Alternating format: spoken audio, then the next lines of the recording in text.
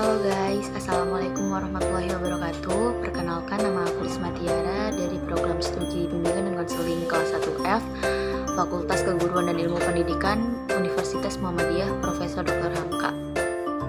Di sini saya akan menjelaskan tentang etika dalam pengembangan ilmu dan rekayasa.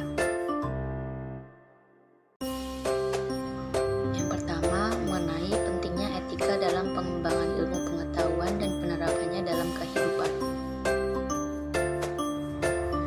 Ilmu pengetahuan merupakan salah satu dari 7 unsur kebudayaan universal yang dihasilkan manusia, yakni seperti mata pencarian, kepercayaan, bahasa, kemasyarakatan, kesenian, ilmu pengetahuan, dan peralatan hidup.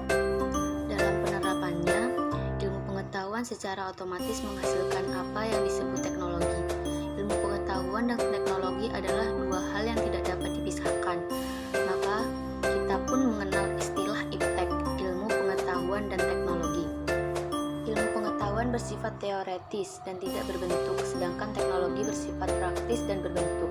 Pada hakikatnya, ilmu pengetahuan dipelajari untuk mengembangkan perkokoh eksistensi manusia di bumi. Teknologi diciptakan untuk meringankan dan membebaskan manusia dari kesulitan-kesulitan hidupnya yang syarat dengan keterbatasan.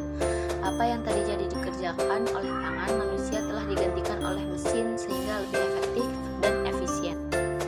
Yang kedua, mengenai etika rekayasa. Kata etika berasal dari kata etos yang secara sempit berarti perilaku adat istiadat Borke 1966, aturan atau tindakan susila Runs 1986.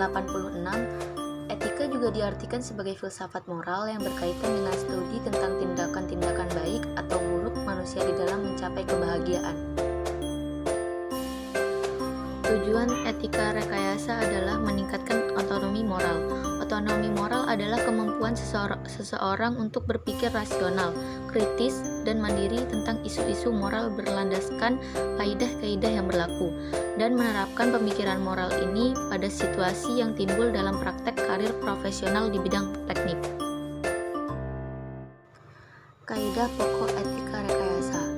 1. Di dalam menjalankan tugas profesionalnya, seorang rekayasawan wajib 2. Menjunjung tinggi keselamatan, kesehatan, dan kesejahteraan masyarakat 3. Memberikan jasa-jasa profesi hanya pada bidang-bidang yang sesuai dengan kompetensinya 4. Memberikan pernyataan-pernyataan kepada umum hanya secara objektif dan jujur.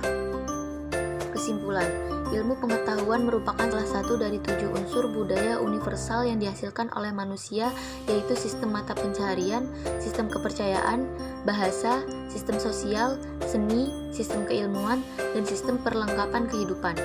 Dalam penerapannya, ilmu secara otomatis menghasilkan apa yang disebut teknologi.